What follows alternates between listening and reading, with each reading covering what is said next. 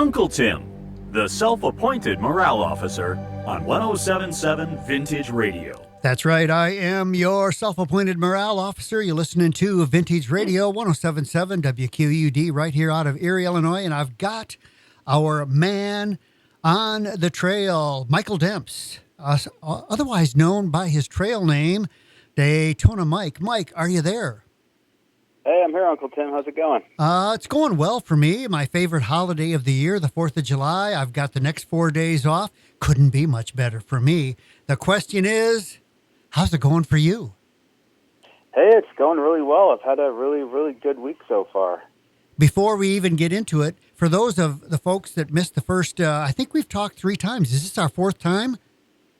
Sure is, yeah. All right. Well, Mike is out there on the 2,200-mile Appalachia Trail that goes through the states of Maine, New Hampshire, Vermont, Massachusetts, Connecticut, New York, New Jersey, Pennsylvania, Maryland, West Virginia, the long state, Tennessee, North Carolina, and Georgia.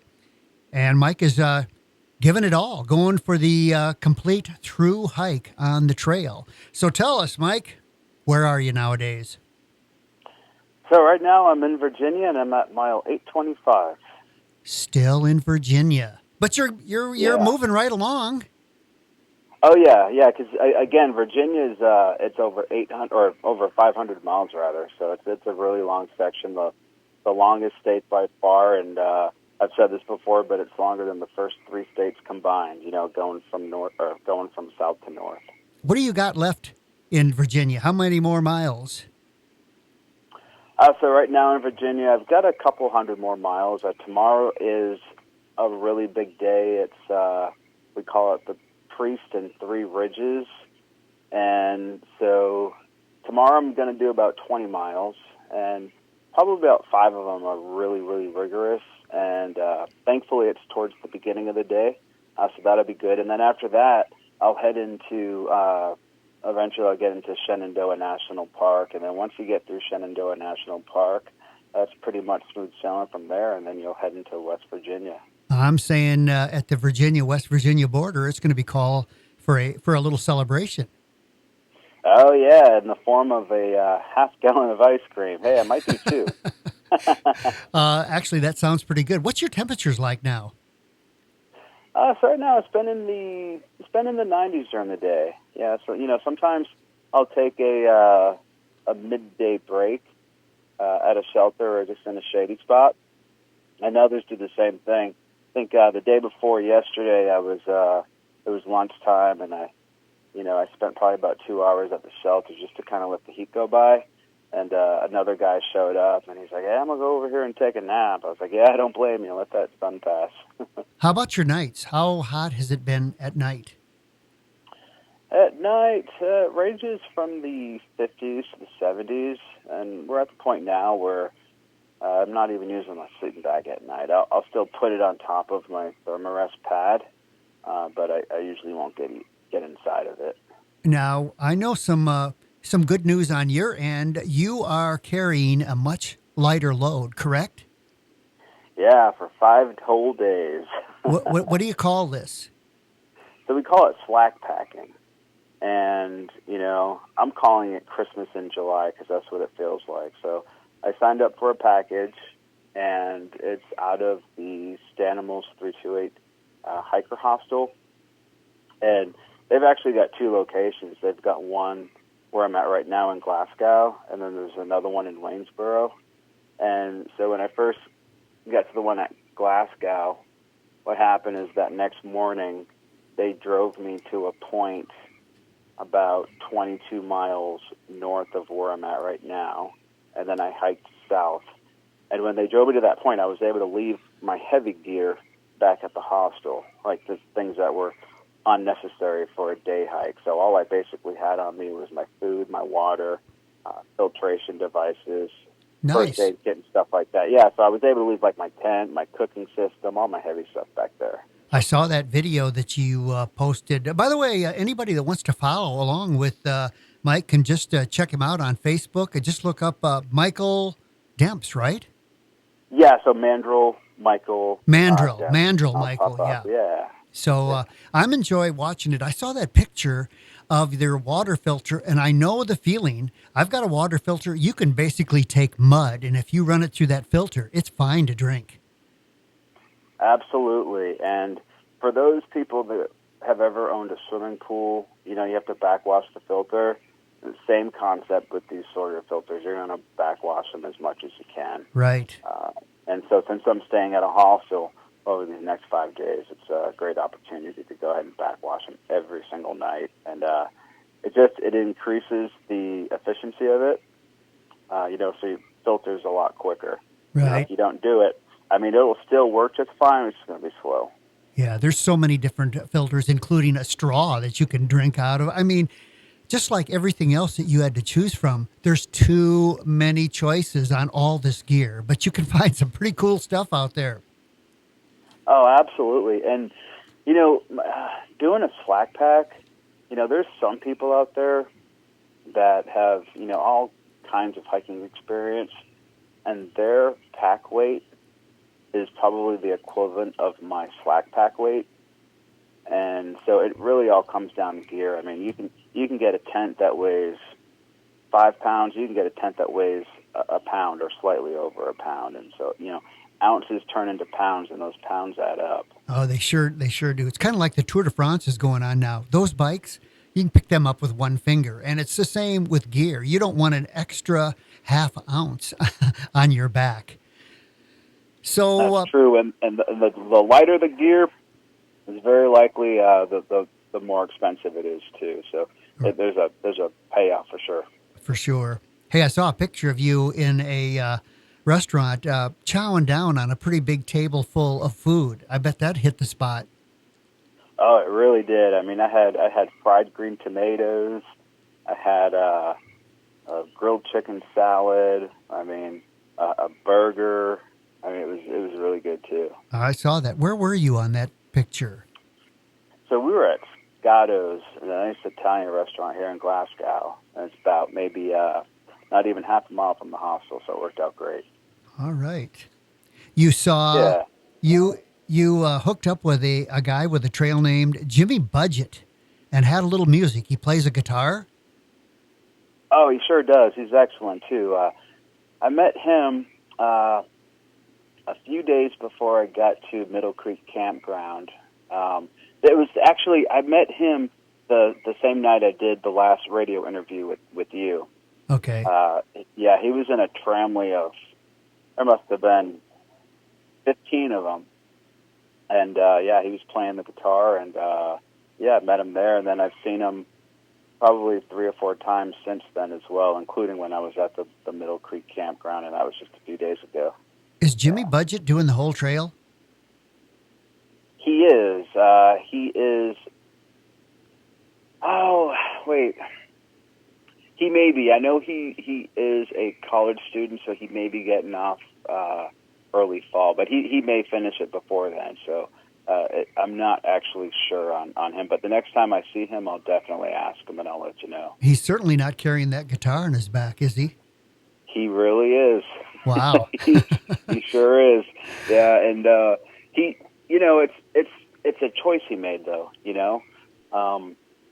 He loves his guitar. It keeps him happy, and it makes everyone else around him happy because he's really, really talented with it. So it's a payoff for him, and I think he'll keep doing it. It is a choice. I saw a couple of young guys on the Arizona Trail doing the whole north-south Arizona Trail, and their packs were so massive. And I said, how can you guys stand it? And all they said was, we like to travel in style. But they were young, and they were getting along just fine. But I met them at the bottom of the Grand Canyon. They had a long ways to go. So not only did you meet up with Jimmy Budget, I'm looking at some of these people that you have met up with. Ghostbuster taught you some yoga. Oh, he sure did. I met him at Middle Creek Campground, too, actually right at the troop store.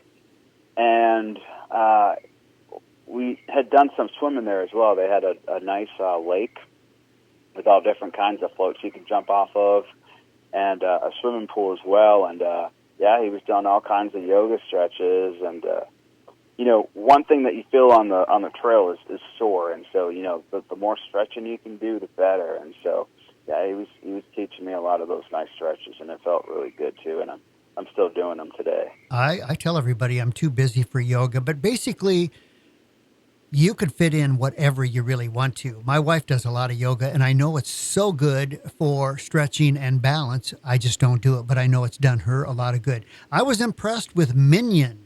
Tell the folks about her. Minion. So I met her at Middle Creek Campground, and I was actually standing in line at the camp store with High Five. I've mentioned her before. I mentioned her that day when she had that incident with the deer and the bird, and she had fallen a couple times.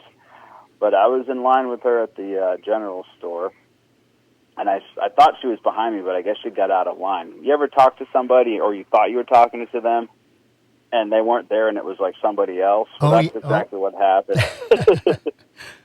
It happened to be Minion. And so that's how I met her, and then I've seen her several times since then too, and I found out that she was a guest on season 6 of Hell's Kitchen and season 26 of Chopped, and so she's a chef, and she's a really good one. Is she through hiking? She is. She's doing the whole thing, and her mileage is impressive, and her mindset's impressive too. Because I said, how far do you travel in a day? She's like, anywhere from 4 to 24. Okay. Yeah. Just the people that you're meeting is pretty impressive. Oh yeah. I mean, I've just met all kinds of people, and they're all impressive in their own ways. I mean, even from day one, I met this guy. He was deciding whether he wanted to go to Georgetown or Johns Hopkins for his master's degree. He had gotten into both of them, and he was just kind of weighing his options. I mean, and so much more. But yeah, you just meet so many different kinds of people out here. It's been truly amazing. Just the trail. Lucky. Well, it's interesting the folks that can make it, that are gonna power forward. I know that you saw that quote, that Alex Honnold quote. I won't say it on the air because there is a swear word in there, but it is about the warrior spirit. It's about the mindset. And it's like you said last week, don't make a decision when you're worn out. Think about it. Exactly. And the people on the trail now, I think they all have that down, because we're at a point, almost 900 miles in now, and I think by now, people have that down, and, they say that the first 700 miles are physical, the second 700 are more mental, and then the third are spiritual, and so everybody is at that point where they're just kind of displaying their mental toughness, or at least trying to, and some days are still better than others. Some days are worse than others, but I mean, even on your worst day, I mean, you're still okay. And I think you're getting to the point where you're committed, and barring an injury that that would make you stop, I think once you start getting this many miles in, you're going to make it, unless you have something major happen that shouldn't happen. Yeah, absolutely. I definitely agree with you on that. I mean, at this point, you just keep going. I saw a picture of the guillotine, which is a narrow spot with a big boulder on top. Yeah, and I would have loved to have gotten a picture on top of it, but I didn't want to wait for anybody to get there because time is money, and so I just wanted to keep moving. But yeah, right. It would have been a neat thing to get a picture sitting on it. A lot of people won't do it because of you've got basically one boulder kind of wedged in between two other boulders, and it looks like it could go at any time, but I don't think it will. It didn't look like it would go, but I would not tempt fate. You had a caption there, a shout out to your Aunt Marion, Uncle Rich, and Angela. Did they do something special, or just meet you there, or who are those people? So yeah, there's some close family members, and you know, they sent me some trail magic. We just call it trail magic. Anytime you get something from anybody, you know, it's trail magic. You know, it could be from somebody back home, or it could be from somebody on the trail. And you know, anything that you get that you didn't have to begin with that day, is trail magic. And so yeah, they gave me some trail magic, and it was great. All right. Let's see. I see in your other notes here what you started out with in the morning, and coffee thanks to Dob and Rory at Stamino's 328 Hiker Hostel. Is that at the 328 mile mark? No, so I'm not sure what the 328 is. I'll have to ask them about that and get back to you. But yeah, it's Stanimo's 328 Hiker Hostel. There's the one here in Glasgow, and there's also the one in a little further up north in Waynesboro. Okay. But Rory and Dob, they run the one here in Glasgow, and yeah, every morning you're getting a stack of pancakes, and he switches. You know, Dob switches it up. You know, one day you might have blueberry, next day you might have blueberry with banana. You know, I had another friend out here. She's hiking with her son, and you know, they made him I think chocolate cookie pancakes. So yeah, they really hook you up here. Are you going to gain weight or lose weight on the trail? So I've stayed the same. I really have. I've been right around, you know, the high 180s, low 190s. I believe I'm losing body fat, but yeah, my weight's staying the same. And hey, it's just as well. I know you want to come back here and pull an all-nighter with me. I'm going to do one tonight.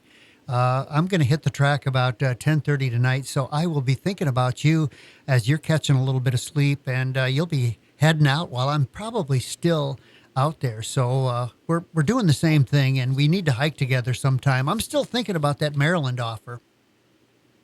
Yeah, you got to come out here. Maryland's a 40-mile section, but wait a minute, you're gonna go out tonight and do this? Yeah, I like to do my workout and have it out of the way before the weekend. So yeah, I'll be on the track starting 10:30 tonight. Wow, good for you. That's discipline and dedication right there, Uncle Tim. I started doing those this summer, and it's all about mental therapy and character building, I guess. Whenever you don't like something, you're building character. That's what we always used to tell the kids. Absolutely. Do you listen to music or an audiobook or anything when you're hiking? Usually the first 15 or 20 miles, it's nothing. But if I get desperate, then I'll turn a little bit of music on and start walking around town instead of around circles on the track. But I can zone out with the best of them. I don't have to look out for rattlesnakes like you. Have you had any more close encounters with bears or anything? No, I haven't, and I've been looking out for them though. But no, haven't seen any. I've heard rattlesnakes, you know, because you'll hear them, and they're there to warn you. But you know, I was thinking about it. I was wondering. I said to myself, why was that rattlesnake so aggressive when I came up on it? And I was talking to another hiker a day or two ago, and his trail name is Lomain. Good guy, and when I told him what happened, he said, "Oh, you didn't just flip it out of the way with your trekking pole?" I said, "No, absolutely not. Nope." And he said, "Oh, that's what I would have done." I said, "Okay, cool." But so I'm thinking that maybe somebody had came across it before me, and you know, made it turn aggressive. Maybe they tried to, you know, get it out of the way with their hiking pole or something else. But it was extremely aggressive when I came up on it, and so I'm wondering if that might have had something to do with it. Yeah, thanks a lot for whoever made it mad. How are your trekking poles? Right? Yeah, how are your trekking poles holding up? I've got a matched set, as in I've got a good set of poles, but they're both bent because I have fallen with all of my weight. They aren't bent much, and they're still strong. But have you managed to bend a trekking pole yet? I have not. No, they're both in really good shape, and I've had several spills on the trail. But no, my hiking poles are in really good shape. They're black diamonds, and I think they're built to last, but we'll see. Who makes Black Diamond is the manufacturer, right? Yes. Yep, I'm a Lucky guy for some reason. That's what I started with, so I'm still with Lucky's. Have you seen anybody on that trail not using trekking poles? Lo Mein, as a matter of fact. I hiked with him into Glasgow, and he didn't have any trekking poles, and I asked him why, and he said, I don't know, maybe a month ago, he left him in the morning, and he had already done like a 4-mile climb and wasn't going back. And when something like that happens, it's okay because you know somebody's going to see them and take them. Right. Because something like that somebody's always going to want. But when he got here to the hostel, there's what's called hiker boxes, and people leave things that they don't want. So you can either leave something or take something. It's a give and take system. And there was a pair of trekking poles left here by another hiker that might have gotten up trail, or maybe they got an upgrade. Who knows? But yeah, he took them, and he was happy. And I actually saw him today, and he still had those trekking poles, and he was happy with them. There you go. Trail Magic Christmas right there. Exactly. Hey, you got any shout-outs for us, for anybody in particular this week? Well, no, just all your listeners in general, just thanks for listening, and thanks for letting me tell my story, and I hope everybody has an awesome 4th of July.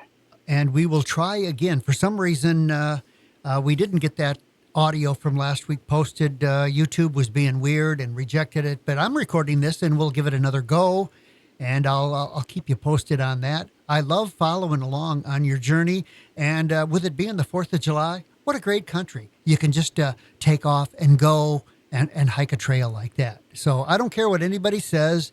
We might have our problems here in the United States. Still a great country. What do you think? Hey, I couldn't agree any more with you, Uncle Tim. It's an awesome country. There's so many things to do, so many great people to meet, and, at the end of the day, it's awesome. If you get to feeling too overwhelmed, go walk around a track or hike a trail, right? It'll clear your mind.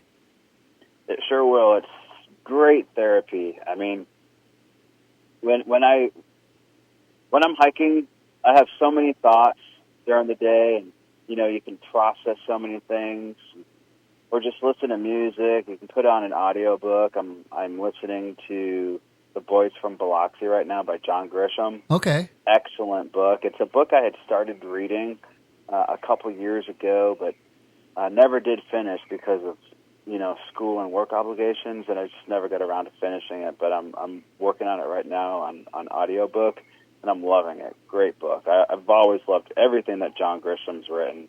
All right. Well, remind me again, you're at mile 8 something? Yeah, 825. 825, and we'll be interested next week. We're going to stick with our Wednesday theme. Wednesday call-in? Yeah, for sure. Absolutely. We'll see where I'm at next week. All right. And I should be in Shenandoah National Park next week, but yeah, we'll see. Well, happy 4th of July, and you got anything else to add? Yeah, actually today, when I was hiking, I was going southbound, because when you do the slack pack, you may end up going northbound one day, or you may go southbound one day. Going southbound's pretty cool because you can run into a lot of people that you've already run into. Right. But I actually ran into. I was hiking along. I was going up a hill, and I must have seen, 15 young teenagers, all equally spaced apart, and all very, very respectful. And I said hi to each and every one of them. And I got to the end, and I saw a guy and a girl, and I said, "Hey, are you with this group?" And they said, "Yeah." I said, "Oh, nice. Who are you with?" And they're like, "Oh, hey, we're with the local church group." And so they were out here hiking with those kids. I think they're out here for a couple weeks, and I just wanted to, mention that. I thought it was awesome. I think his true name was Day Hiker or something like that. But yeah, it was really cool running into them. I like to see things like that. Kind of gives you faith in the youth and in America in general, right? All we hear on the news is the bad stuff. You got to go out there and find the good stuff. Nobody reports on it. I'm glad you did. They don't. Why don't we ever hear the good stuff? You know, and people love good news. Yeah, they do. Good news stories. Yeah, for sure. That's why we like I thought talking to that was you. awesome. That's what. Hey, I yeah. appreciate that. Yeah, even though even if you were down and out, I tell people, even if I'm down and out and having a bad day, as soon as I walk in the studio, it goes away. So I think you're the same way. Even if you had a bad day, just talking about it, talking to the folks out there, you sound good. You really do. I appreciate it. Yeah, you know, you always have to hunt the good things. You know, it's a term I learned in the Army. I was a master resiliency trainer for a couple of years in the Army, and I was always taught to teach others to hunt the good stuff every day. Hump the good stuff. Yeah, hunt the good stuff. I love it. Good stuff all around us. That's right. So, Yeah. Well, I think you got your mind right. You're sounding good. You're sounding strong, and I can't wait to hear from you again next week. Hey, really appreciate it, Uncle Tim. I love talking. I love calling in on your show, and I feel so blessed to be able to do so. So definitely looking forward to next week as well. Well, I'll let you know when we get this posted, and once you get through this trail, there's a major award waiting for you in Erie, and that's an Uncle Tip ball cap. Hey, I can't wait. I saw a picture of it. I'm looking forward to it. I should send it so that you could wear it on the trail, but you would have to text me an address and when you were going to be there. But I'd do that if you want to. Yeah, you know what? Yeah, I'll shoot you a text. I'll let you. I'll give a good address where I'll be up trail, and yeah, I'd love to have it. So thank you. All right, more trail magic. That's right. I'll see what else I can pack in there for you. But anyway, it was great to talk to you again, Mike. Hey, you too, Uncle Tim. I appreciate it. All right. Well, get a good night's sleep and hit the trail and think about me while I'm out there on my Sufferfest tonight, okay? Absolutely. You be safe. Be careful out there, and I think it's awesome that you're doing that. All right. Happy 4th of July, man. Happy 4th of July. Okay. Goodbye now. Bye-bye.